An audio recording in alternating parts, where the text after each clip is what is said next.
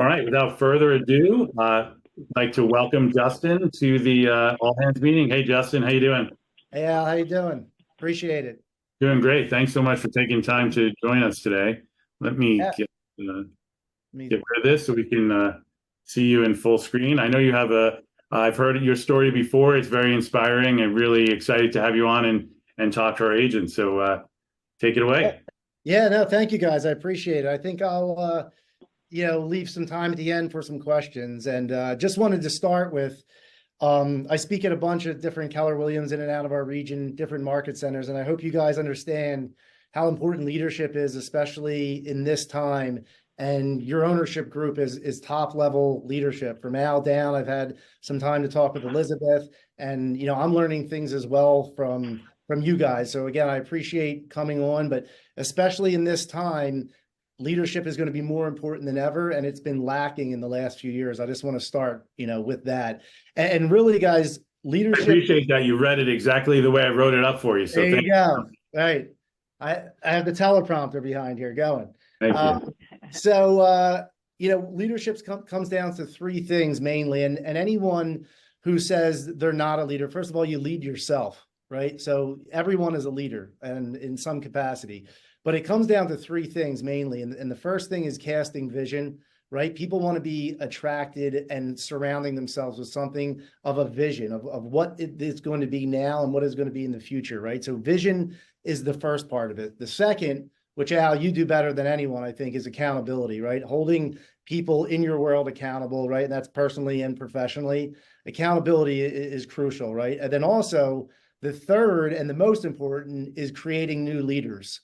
So you have to be creating new leaders in your world or people in your life that you can bring up, right? And you can continue to teach and to help cultivate leadership. And that, if you look back, you guys are in North Jersey, so I guess who Bill Parcells, here were Eagles and Andy Reid, right? If you go back and look at the coaching tree of how many people they've impacted, that's what real legacy is. And that's the most important part of leadership, is who you're bringing into your world and who you're continuing to lean on. And one thing I'll start with, guys, you can see this, right?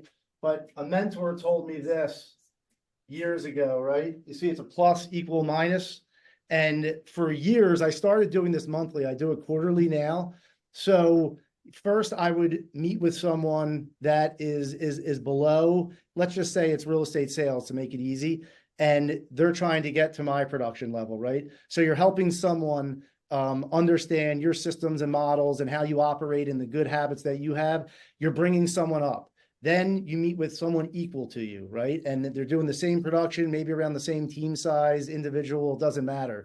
And then the third one is the plus. So someone that's above you that you're trying to get to, right? And so I do this now quarterly, and I'm in a lot of different sectors outside of the real estate space and startup and all this stuff. So I do this quarterly now, and I'm very purposeful about my time and who I'm spending it with.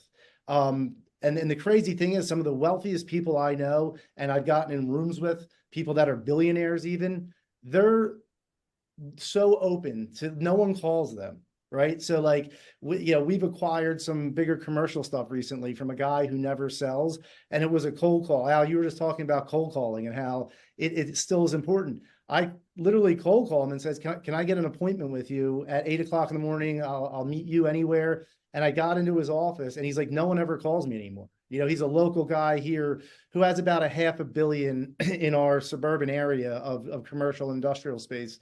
And it was just that cold call. And no one ever calls him. No one invites him to lunch because they think he's too big. All right. And so you have to be very purposeful with your time and who you're spending it with. So I just wanted to start with a little bit of leadership. I'm going to go into my story now, really, of how I got into this beautiful business of real estate. I grew up here in the suburbs outside of Philadelphia. I was a big soccer player. I got a full ride scholarship to the University of Pittsburgh, where I played 4 years as a goalkeeper on the Wall of Fame there, blah, blah, blah, humble brag. And after my collegiate career, I signed with FC Benfica. If you guys know the soccer fans here, that's in the top division in Portugal. So I moved from Pittsburgh to University of Towson, where my agent and trainer lived. And I was there for a few months prepping to go play professional soccer in Europe. And about a month before I leave, I was trying to learn Portuguese and do this whole thing. A month before I leave, I get a call from my mom.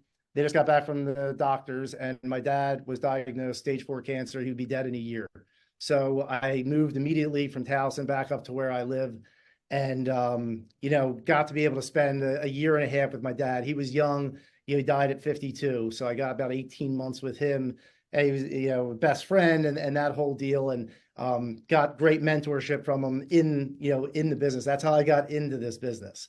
And so my dad passes January 20th of 2005. For those of you who were in the business, that was the last great run up right before obviously the Great Recession. So he dies January 20th. He had a lot of stuff pending, though. There was a lot of new construction at the time. I'm sure it was up where you guys are too.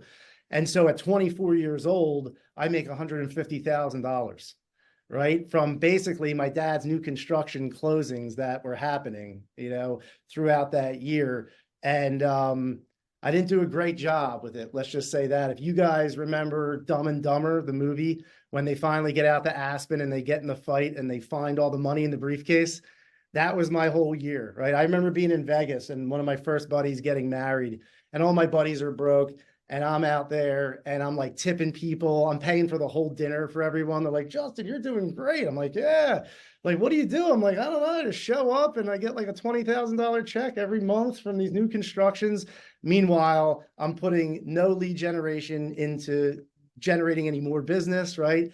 And so I don't save anything. I spend pretty much all of it. I get to the next year in 06. I didn't even have an accountant. So I'm like, oh, I got to file taxes. I go to the accountant. I have no write-offs. I have nothing. He's like, you owe like $30,000. I'm like, what? I have $5,000 in my operating account and no pending deals, nothing, right? So I'm like freaking out. Back then, I thought you go to jail, by the way, if you can't pay your taxes. So I'm thinking I'm going to do like hard time because I have no money. So I go to my mom, of course, and I say, Mom, I owe like $30,000. Like, what are we going to do? She's like, what are we going to do? Did I just hear a we in there? And I'm like, yeah, I need some help here. So being the amazing woman she is, obviously grieving that her husband just passed away, we go down to our local bank. I'll never forget this.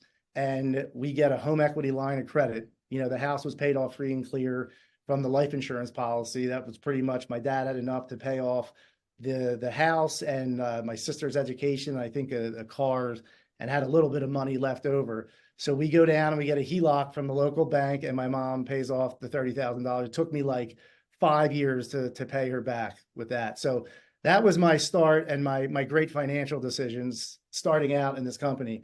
But it gets even better. So I was getting my appraisal license during this time too. So I decided to launch appraisal company in January of 07. More great timing on my side. If you guys remember, for some reason, I remember July of 07 is when the shit hit the fan officially with the Great Recession. So I start a company. 6 months later, the Great Recession hits. So me being the great mind I have financially, as you already know, I start getting credit cards. Anyone that would give me a credit card. So I get 6 credit cards, max them all out to $5,000. And I don't know, I think it's the same in each state, but it's 29.9%.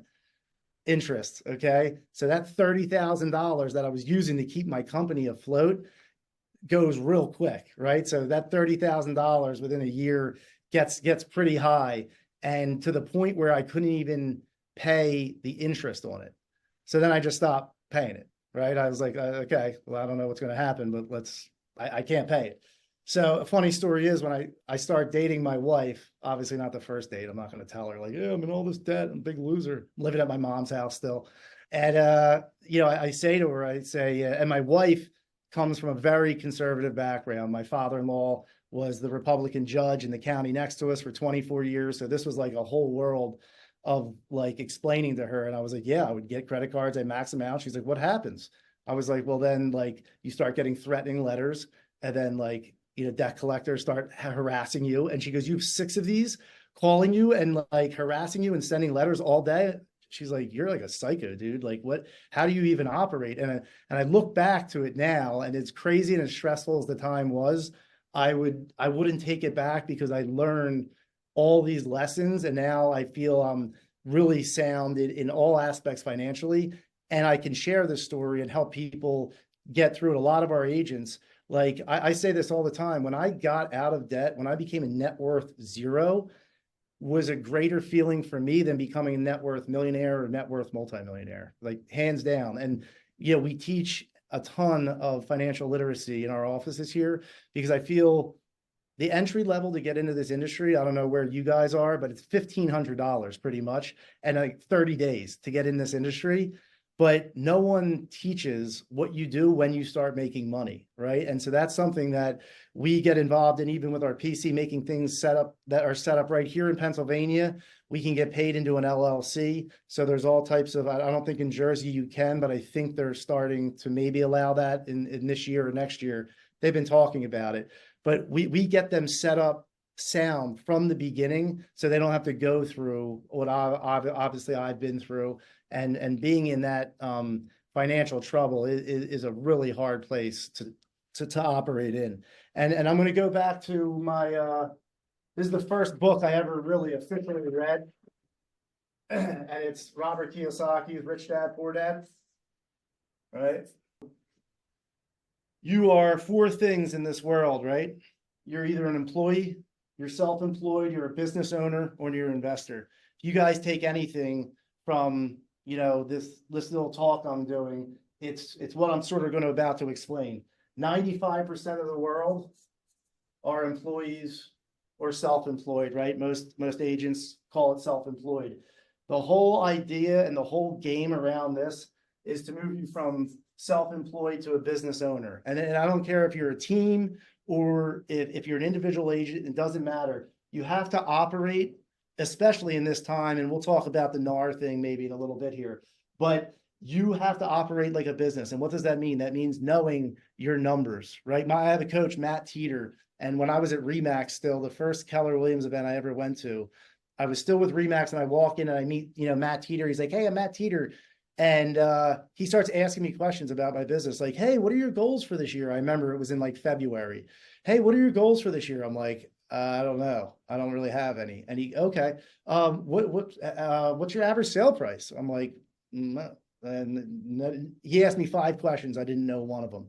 And operating your business like a true business, you have to know your numbers, right? All the way down to obviously your profit margin. Our industry was somehow hacked at some point around production, and I could care less about production. It's about what you net. And what I'm going to say next is the whole key to this thing. You have a business that creates profit, right? And you allocate that into investments, hopefully appreciating assets, that cash flow. And that's the game. And it's just as many times as you can do that over and over and over is how wealthy you'll be, or whatever your goals are around that, right? So you have to know what your profit margins are, what your expenses are, what a balance sheet is. Even as an individual agent that's operating, just themselves, you need to know this, right? And one thing I'll mention too around this, the business side is one of it, but I've seen this more than ever, especially during COVID, is your personal budget, right? Like we go through with a lot of our agents, what's your break-even point? Like how many homes do you have to sell? And then what you actually net, we call it your survival number. So how many homes do you have to sell to afford the lifestyle that you're currently operating in, right? A lot of people have no clue. I do this as an experiment all the time. And I'll be in a room with 20, 30, 40 of our agents, and I'll say, how many of you even know your personal budget? A lot of people don't know what their monthly nut is, what they even need to do every single month. And this gets back to this. When you start operating your business the right way, then that flows into your personal life too. Because I don't care who you are. I have friends who make a lot of money and live paycheck to paycheck. They make $2 million a year and literally have big house, big cars, go on big vacations and live paycheck to paycheck. So you have to start understanding what this whole world is, right? And this is like the wall that you need to break through, going from self-employed into a business owner. And a business, by the way, is going to be much more active, as you guys know, in selling real estate. When you start moving into the investor quadrant, hopefully a lot of this is more passive, right? So in our world, it can be real estate investing, right? That's the easiest one. I have a really good friend of mine who owns a lot of car dealerships, and he always says to me, how does every realtor not have investment properties? You guys have legal insider trading. You know what's going on in the market. You can exit out of it. You can sell it at some point. And it's funny, talking to someone from a different industry, that he doesn't understand why most agents don't have some type of portfolio outside of their primary residence.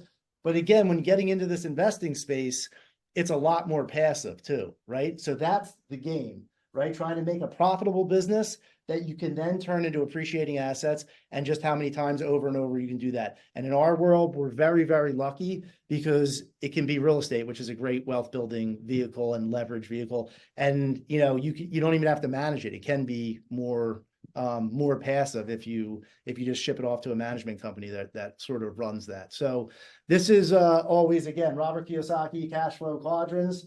And it's just how you have to look at how you operate your business. Especially, I'll say here too, just to start, understand P&L and what your true expenses are and what your margins are. You'll be blown away. Another thing I love that agents say, they talk about how much they make in their gross commission. And I laugh at them now. They're like, oh, I made $500,000 last year. It's like, yeah, in gross commission. You operate at a 25% margin. It's a lot less. You made 125 grand, right? So these are the conversations that you guys need to start having and start building a skill set around operating businesses this way, and then where the money comes and where it flows into. Because there was a time too, you guys heard my story, right? So I got to a point when I started making enough money and paying down my debt where I was scared. I always had to have $50,000 or $100,000 in an operating account. And that's a scarcity mindset. You have to change to abundantly thinking about money. So now, and for years, I would say, when I started accumulating too much money in my accounts, that would stress me out, right? So it changes from going, okay, I always need to have 50 or 100 grand in these operating accounts, coming from the world and the scar tissue I built from being financially illiterate. And then you get to a point where it's building up and you have $100,000 or $200,000, 300, and you start feeling like, wait, what am I missing? Why aren't I allocating this into other assets? So it's a complete dynamic shift mentally from scarcity to abundance. And now I'm very comfortable. I mean, I have, in all of our companies, I have obviously 3 to 6 months reserves. I have that in my personal as well. But outside of that, I'm very used to operating at low operating costs, because all my money is always in play, making money for me. That's the way you have to look at it. Guys, having 100 grand sitting in the bank with the inflation where it's going right now, just losing you money all day long, right? And some people just need that, and they need to have the comfortability of like, okay, that's 100 sitting in there, but it does no good sitting in a bank, especially being in the field that we're in. You can deploy that into great appreciating assets and just real estate in that setting. So the other thing too, I like the vertical. I sort of spoke about this, but I like the visual of it, right? So you go to work as a realtor, let's say, because we're talking to a lot of realtors here, right? You go to work and you spend a lot of your man hours on the horizontal line, and people, mix these up back and forth. I like to do it this way. So you go in and you're a realtor, you're working 30, 40, 50, 60, 70 hours a week. I was working 100-hour weeks. It's really not sustainable. This is what you do mainly. You need to start adding these pieces here that allows you to generate income, right? The average millionaire in the United States has 7 streams of income. In your world up there, you're very lucky because you guys have title, you have PNC, you have profit share, right? You have, so right there, you're at 4 or 5, you grab an investment property or two, you're right in the metric to a net worth millionaire in the United States. And by the way, these you can add on. So I own some smaller multifamily, I own some large commercial. I count all these as different streams of income. So right now I have 14 streams of income, and my next milestone is to get to 20, and they all bring in different. My triplex I own is way different from a 30,000 square foot commercial building I own. So these are all different streams of income. And in our world, being Keller Williams, which I feel is the greatest company for entrepreneurism and education and training, this is what Keller has brought me into and make me understand at a high level. And so I just think this is important visual to see, and this line can go out. We have people in our ecosystem here that have 150 single family units. That was their avatar. That's what they wanted to go after. That's what they felt comfortable investing in. So you have to think of where that goes. It's infinite. It's just, you have to find, what you want to invest in. And hopefully a part of that is real estate, right? All right. So we just got to 7-1, right? So mid-year, there's, I learned this years ago and I sort of follow it over and over, right? It's 4-1, 7-1, 10-1. So 4-1, if you do not get to your first quarter goals, there's an 86% chance you don't get to your yearly goal. So that's why I've always focused on the first quarter and making sure I get started off on a good year. 7-1, so literally right now, yesterday, if you're going to bring a new system, a new piece of leverage, a person into your world, it needs to be at 7-1 because they need a 6-month run-up time in order to get going for the new year, right? So anyone that we're going to bring into our world, and we literally just did it. We had to let someone go last week and we brought someone in that he just started today. We want him fully acclimated up and operational and thriving within 6 months. Agents all the time, especially ones that are growing teams, it's sometimes laughable when they go like around Christmas, oh, I just brought 2 new agents onto my team. This is going to be great. We're going to kill it next year. People don't understand the run-up time that it takes for people to get systematized and understand your world and operationally, right? So 7-1 is always a big milestone, again, for bringing anything new into your world, and whether that's a system or a person, whatever it takes. And then 10-1, guys, that's the end of the year. So when I get to October 1st, yes, there's still business and things that are being closed, but everything is forecasted for the new year. All my time and energy is spent on the following year, right? So all of our goal setting, everything is done. I've moved that back so far now, where we're in August and September, we're understanding all the businesses and where they're going to be and what we're going to do for that new year. And then literally 10-1 hits and it's 100% full force into the new year. And I see people all the time try to argue me, yeah, well, I'm going to work hard and get a few things closed, and that's great, and you will, but the majority of your time should be forecasted for the new year and where that's going to be. I hope that makes okay. So let's talk about continuing education and coaching a little, right? If you guys looked at my P&L, you would see majority of my expenses goes to obviously my coaching. Now, listen, you guys may think I'm a little over the top, but I have a coach in Matt Teeter, right? One of the top coaches in KW Maps, in my opinion, right? I have a marriage coach. One of the greatest lessons my mom ever gave me.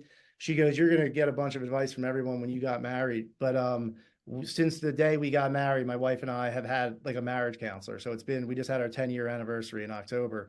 But every other Friday we meet. And so we have someone that walks us through, everything that's going on. We have 2 young boys who are, animals and full of energy at, 6 and 2.5. So things and dynamics are changing in our personal life and both in the financial world and the companies that we have.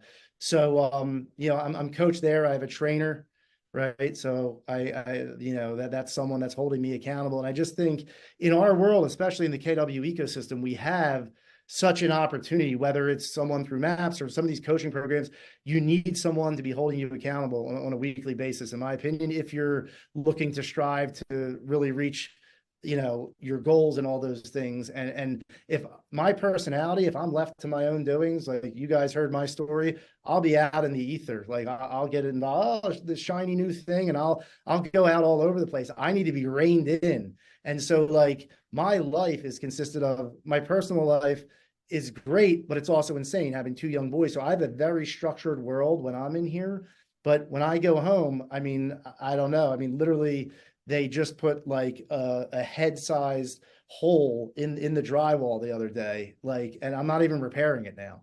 Like, I'm just like, I don't care. We're just living in here. It looks like a crack house. It is what it is. But that's because my life is so crazy personally.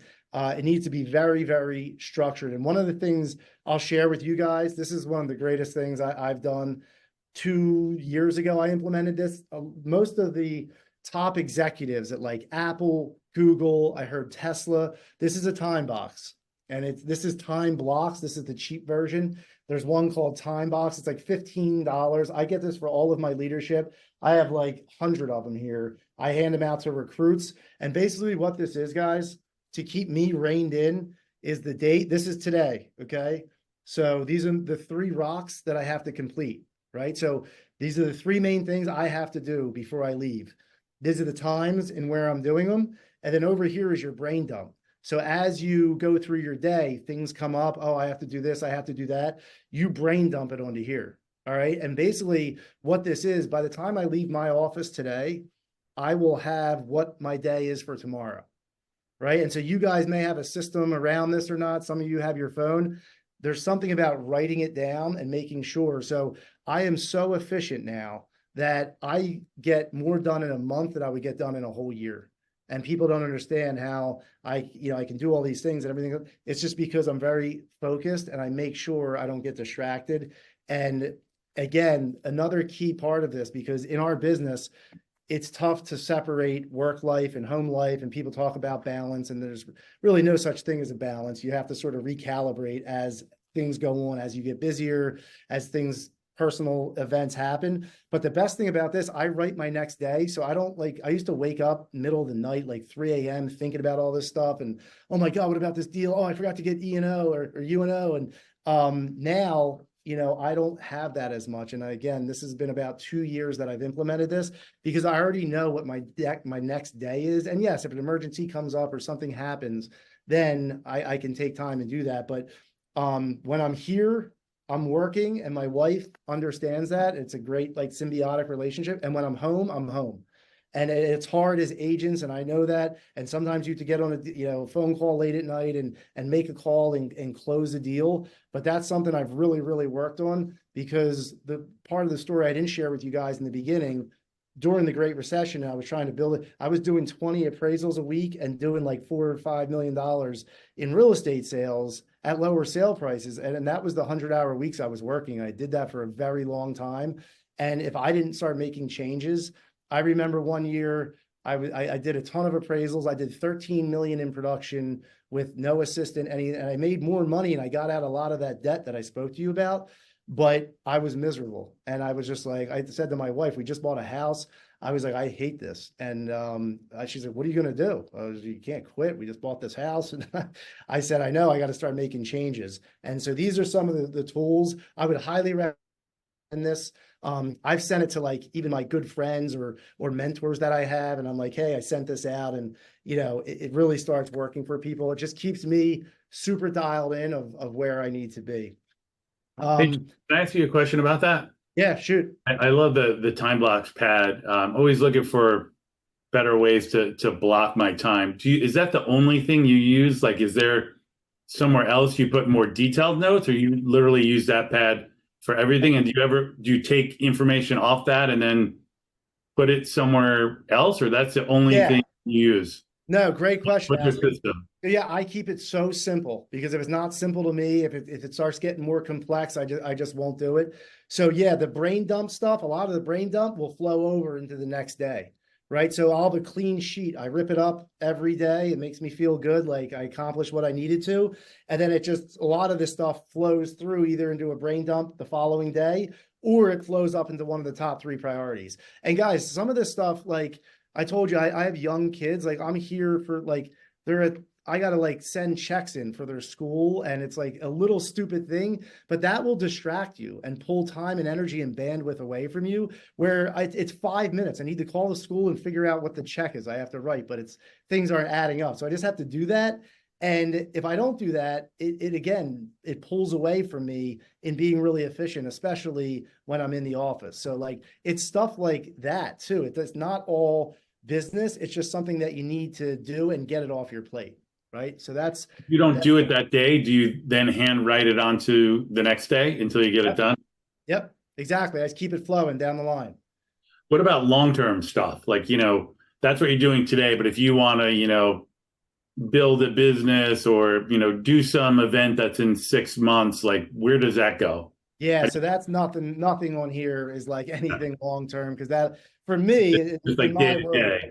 yeah, that'll just convolute things. Mostly that stuff goes on a calendar, or Okay. I do have like our yearly goals that are reviewed in our world, right? In KW, you guys know that you have the 411 and the yearly goals and all that stuff. And we revisit those quarterly. And Got it. so Okay. yeah, it's just I I think feel that's nice and simple for the day to day, and you can put yeah, the long term stuff in the 411 or the yeah. ES 135. And Al, to tell you the truth, like I feel good. Like, I don't know, you guys, do you ever like work? You feel like you worked all day and you didn't do anything, right? When I know I get my 3 rocks done, I feel good. Like when I put my head on the pillow at night, I'm like, okay, this feels really good. I did what I was supposed to today. Because there's so many things in our world, especially as agents. I mean, there's a million things. Oh, I'm supposed to get this new, social media content out. Oh, this and that. It goes on and on and on. But if I know I'm accomplishing my 3 main rocks every day, then that's how I start building towards something special. I love that. I mean, my tendency is, and I think most people is to knock off the 27 little rocks because they're easier and you feel good crossing them off and you can do them in 5 minutes. At the end of the day, you realize you didn't do the 3 most important things. You did all the little things that you could knock off quickly and you didn't focus on the big rocks. So I think that's a really good system. No, and there's a philosophy too, like on here, you guys can't see, but I'll have the hardest thing that I have to do that day, first thing in the morning when I get in with my highest energy and bandwidth to accomplish that task. So I know a lot of us do exactly what you just said, Al, but I get the hardest thing done first and just get it off, get it out of my head. Eat that frog. Yeah, right. There you go. Yeah, yeah. So, talking about, we can talk about a few other things. I want to just talk about you guys to think about. I also do an exercise. It's a crazy exercise of the 5 people that you talk to most. That's not your spouse or kids, right? And there's a crazy exercise, and I have a sheet that I do this with. You are the average of their net worth, their weight, overall health, spirituality, and marital or like partner happiness, right? And you can even bring that out even to more other categories. So, one of the big things I did as I was starting to figure things out in life is like, who are your 5? We always have this term like up your 5, right? So in your world, who are you surrounding yourself with, right? And where are you spending your time? And sometimes, unfortunately, it's family and, it's someone in your world that's just bringing negativity. And that's something like I majorly focused on in the last 5 years.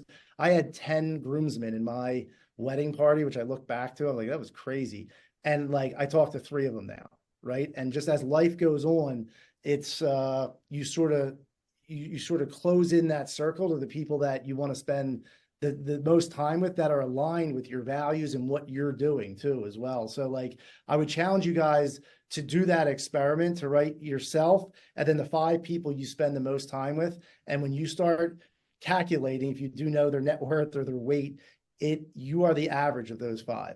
It's pretty crazy when you do that exercise. And I like doing that with the agents because you see people pop up, be like, no way, it's very, very accurate. Funny, I was thinking So about that. I've always heard that, and definitely I believe it for how much you earn, but some of the other stuff I questioned it. But as you're saying it, I was just thinking maybe this is too personal for this, but my wife and I have a couple that we go out with who don't like each other, and every time we go out with them, they're arguing with each other, putting each other down. And I come away from those dinners, 50% of the time we have an argument about something they said, like they drag you down and you just feel crappy. But when you go out with 2 people that are just, so in love and so nice to each other, you feel good and you have a good night. It's definitely true. The people you spend time with impact you, even if you know it ahead of time, like, hey, they're kind of negative, I'm not going to let it impact me. Sitting with them for 2 hours just drags you down. You got to cut them out, just like your groomsmen. Yeah, yeah. You got to tighten your circle, right? Something else too, as we're talking about this stuff, guys, is I always look at like, all right, input, right? I look at I don't know if we're gonna have time to get into the health thing, but I look at my body and mind as like a steel trap. and I don't let like bad things into it. And it starts with like bad people, right? So I look at your input will affect your outlook, which will affect your output. I say that all the time around here, right? So your input, and that's what you're listening to, right? We're in an election year. We're not going to talk politics on here, but if you're listening to the political stuff all the time, and BS on TV and news and all that, it gives you a bad outlook on things, which will affect your output, right? So I try to just keep positive stuff. I have a pretty strict morning routine that I take care of it, and all I'm listening to are like positive podcasts or books or motivational stuff that gets me started on the right track immediately. So I'll say your input will affect your outlook, which will affect your output. And I preach that all the time. And I can see the people that aren't, are just letting bad things or bad people into the world. It absolutely, affects them in what they eventually do. Right. I thought I'd give you guys some insight, right? I don't want to get too deep into the weeds on this, but the NAR settlement, as everyone's talked about, I know New Jersey just changed a lot of the forms, and all the states are to follow. I just heard California has 25 changes on the forms and 9 additional documents. So it's going to go, state to state here. But some interesting fact, because I was with, I looked at a valuation of a title company and a market center recently that was done by Steve Murray, who's the top valuation expert. He's out of Colorado. He does all the valuations for title companies, mortgage companies, market centers, even PNC. And he is not making any change for margin compression in his valuations, which I was blown away by. So that's a top valuator in this entire country who does more appraisals in our industry, and he does not see any compression, meaning that we are going to lose commission, right? And then I was with the top RESPA attorney yesterday. He's actually out of the state of New Jersey. Al, you know who he is. And I was with him for 2.5 hours yesterday. He's the lead counsel for EXP right now, and he secondaried that, which I was happy to hear, right? Because we're talking about what could be and what could happen. Those are two of the experts in this world saying that, yes, things will be different, but this is why I'm talking about this right after the input outlook to output is who you're listening to and who you're surrounding yourself with around this. Look, you guys know I got into this business in the beginning of 2000, right? That was when we had digital cameras were coming out. There was floppy disks, and people were starting to upload pictures. You were allowed 6 of them on the MLS where I was from. They're like, the realtors are going away. Like, oh, this is it, right? So there was disruption there. Then the Great Recession. Just so you guys know, comparison wise, there was 4 million homes back in the Great Recession in 08, 09 on the market. Right now, there's around 1 million in the country, right? So just think about that.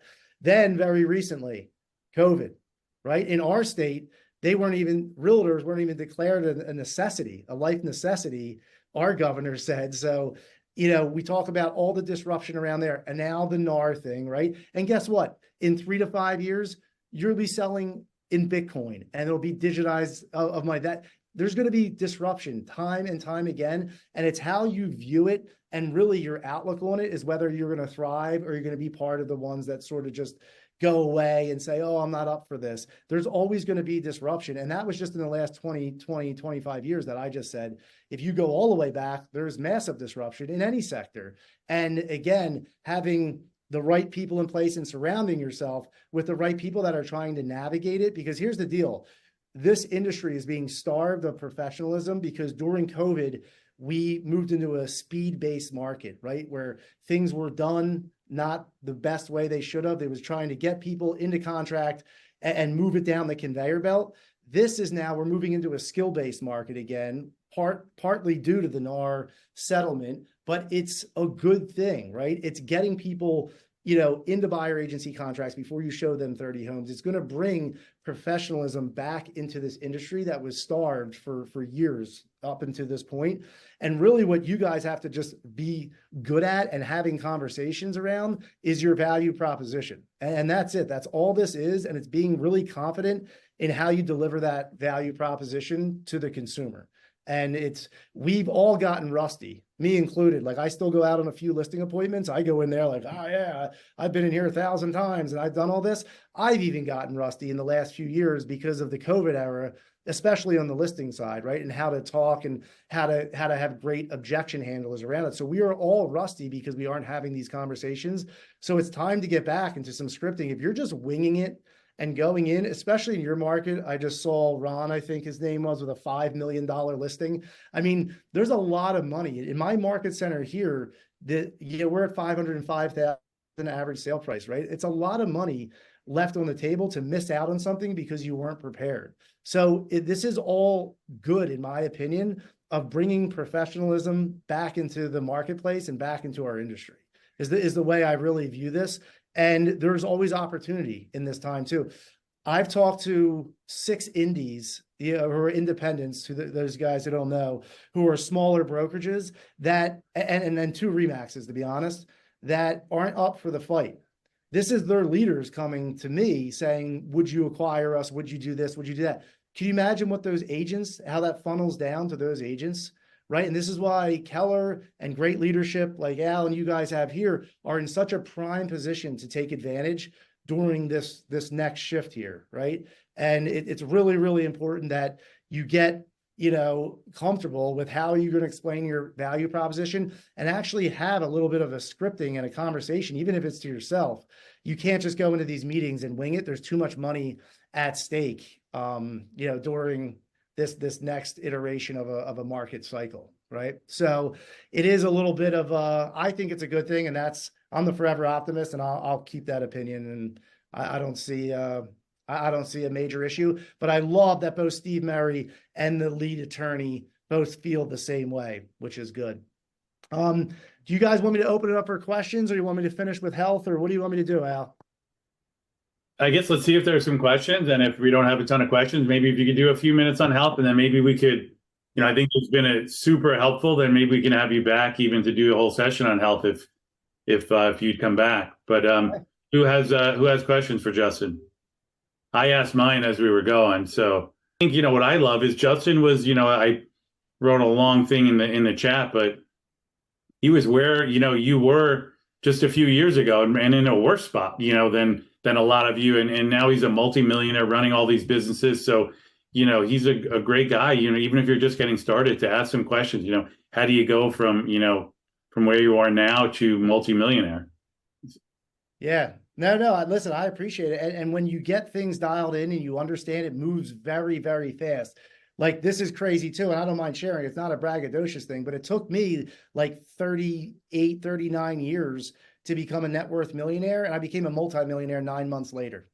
So just think about that. How fast, once you have things sort of quote unquote figured out and systems in place and where you're allocating and deploying your capital, it moves very quickly in the right direction. And it can also move in the other direction if you're not taking care of things, keeping your house in order, as they say. So, it does, but it was a lot of years. It was a decade of struggle and, really learning the hard way around this. And this is why I try to share this story so people can, not fall into that trap. And I even talked to like my cousins that are going away to college, just about college tuition and getting into that whole thing. That's a whole nother conversation. But I just try to explain to people, and I was at the bottom of the bottom. I couldn't even file for bankruptcy. I didn't even have anything. I was living in my mom's basement. So that wasn't a great place to be. I would say I shared too, if any of you guys want to reach out, like usually a good way, that's my Instagram account. So a lot of people, when I do these, if you guys have questions or anything personally that you don't want to share on this, I'm always happy. I'm an open book. This is an open book company. It's why I love the company so much. And I'm always happy to share. Some of the things are around health too, guys, is that, the morning before I step in my car to even go to work, like, I've won the day. So even though I know this is waiting for me and everything, I wake up and make sure on most days that I take care of myself, and I have a strict morning routine, and I get up and I do my workout, and I have a sauna, and I do this whole thing because that like primes me for the day. And I know no matter what happens in that day. And remember, guys, as you get bigger and you have more companies, like, bigger problems occur, right? You have big lawsuits or big things that happen and go on, and you have to be very in tune, I would say, personally and health wise, to be able to deal with those things, right? So I think like this, for me, the day starts the night before. So like I do not, if you guys have kids driving or high school kids, I totally get it. I'm not there. So my phone gets put in a Faraday bag and put on airplane mode and goes into my bathroom. It's not even around me anymore. I think that has changed more than anything. And I've also started to protect my sleep. I have an Aura ring here, if you guys see that, monitors everything that I do in my sleep. And I've really started focusing on my sleep, my health. I stopped drinking 17 months ago. Didn't have a major issue or anything. It was just, I feel, hindering what I was trying to do. I have a nutritionist. I bring a nutritionist into our offices once a quarter to talk to our agents. A lot of them end up signing up. But really, this is my favorite quote around health. If you don't spend time on your wellness, you'll be forced to spend time on your illness. So if you don't spend time on your wellness, you'll be forced to spend time on your illness. And obviously, maybe I'm a little sensitive because my dad died at 52 of cancer, but I spend more time and money on my health than I do anything else. And it's a journey. We're all on this journey. So your journey in health is going to be till the day you die. And I've just implemented, again, systems and things in my life that make me feel really good. And now I'm addicted to feeling good all the time. So we talk about it goes in two directions. There's the compound effect by James Hardy. I have the book here. And it just talks about, little decisions and what they end up being over time and how far, you can be in 5 or 10 years if you're not really focusing on, especially your health. Because I'll wrap this whole thing up by saying health is true wealth. I don't care about money and net worth and whatever the hell that is. That's all great, but your health is true wealth first and foremost. So it looks like Nicholas has a question, but I think Luann was asking, what's your morning routine? You kind of touched on it, but I don't know if you can be more specific about what you do. Yeah. So I usually up between 5 and 5:30, depending. Again, I got 2 little guys. They're in my room. Someone's sleeping on my ankles. It's like depending on that. But it's usually around that time, and I'm in first thing. I get my workout in, like right downstairs into my workout. Then I try to do like a half hour to 45 minutes in the sauna. And that's, again, listening to books, positive things that I can. Try to do a little bit of meditation. And I'm a cold shower guy. It sucks now because the pipes are too warm. So it really doesn't hit you. But in December, January, February, March, you put that, I do a warm shower first, take care of all my stuff. And then I do 3 minutes of a cold shower. That's life-changing. Talk about hard. Talk about doing your hard thing first thing in the morning. That's the hardest thing you'll do your entire day, is look up at the shower when it hits ice cold in the middle of February. And I would get a cold plunge, but I have 2 little kids and my wife's scared they'll get in there. And, that's another stress that we don't need around the house. That's great. That's great. Thank you for that. Thank you for sharing that. Nicholas, did you want to unmute and ask your question? Yeah. So, hey, Justin, I just had a question going back to financial literacy. Like, what are the best resources about going about learning that? And how did you go about learning financial literacy? I mean, we're so fortunate in our ecosystem. What we have just within Keller Williams is truly amazing. I mean, if you're talking about how to run like the economic model with your team or even individual sales, it's the MREA. But really, I think it's creating really good habits around that. Atomic Habits by James Clear is a top 5 book for me. And it's just really building smart habits around your money. And the other thing too, if you don't know where you're investing your money, this is the main issue that I see, right, around financial literacy. If you don't already have it allocated where that money is going, it's really tough for you to obtain that, if that makes sense. So like, if you don't know that when you get to $100,000, it's going into your first investment property, if you don't know that's absolutely 100% where it's going, it's a lot less chance that you obtain that $100,000. So knowing where your capital is going to be deployed before it's even in your bank is, I think, a critical part of financial literacy. And then it's the simple stuff, profit and loss, understand. We're so lucky, guys, even as individual agents, you can go in and learn profit and loss in your own business and see. And like for the first 2 or 3 years, I would actually do it. I would reconcile it so I could see what was going out. I'd feel the pain of some marketing thing that I was doing that wasn't working. And so that's a great way to get started. All the companies, we work on QuickBooks. I love that platform. But that's a great way to start understanding at least how companies work. And now I get brought in to opportunities, not even in the real estate sector, but I have to understand how to read a balance sheet and a profit and loss. Otherwise, I could invest money into something that, you know, goes to zero in 6 months. So that's where I would focus on. All right. Great answer. Does that answer your question, Nicholas? Yes. All right.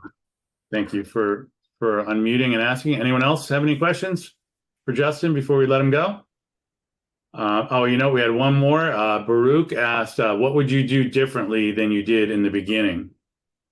I would leverage so much quicker. I get this question all the time. I would leverage out of stuff. I mean, so fast. In my sales business, everything, I grinded for years. And even in my appraisal business, I'm up typing reports like hunting and pecking until 3 o'clock in the morning. I would leverage so much quicker, whether that's a system or a person. That's the fastest way, especially in our business, but any business really. I'm a huge fan of leverage, even in my personal life. I leverage out almost every single thing I can. Great advice. Great. He's asking, where can you be contacted? I think Justin put an email in my there. Instagram, you slide into the DMs, as the young kids say. But that's probably the best way is to go and do it through there. Then we can connect, you know, from there. That's probably the easiest way. So we send out the recording each week. So when we send out the recording, we'll send Justin's Instagram and his email if you want to reach out to him. Yeah, it's cool. Either way, and I'm accessible, guys. I'm always happy to help. And, you know, I feel humbled and grateful that I can come in and do these. And that's why I got into leadership, is trying to change people's lives. And especially with great people like with you. And, yeah, just I feel the more you give, the more you receive. And that's what I truly like to do. And that's where I shifted sort of out of sales into leadership, because this fills my buckets more than that does. And it's not for everyone. You know, people see what goes on and the responsibility and the risk and the liability. But for me, it's what I'm really passionate about. Well, again, Justin, thanks so much for your time. I don't know if you've got to read the comments in the chat, everybody saying how inspiring your story is, how great and how helpful this was. So, and yeah. All of them. This was super inspiring and motivational, and it was great hearing your story. And I'm going to go out and get that time blocks pad for sure. I need a system like that. So thank you for that. Yeah, absolutely, guys. Happy to help, and I'm happy to come back on another time. You know, so yeah, everyone have a great and safe 4th of July. All right. Thanks, Justin. Thanks, everybody. Take care, guys. Justin. Thanks.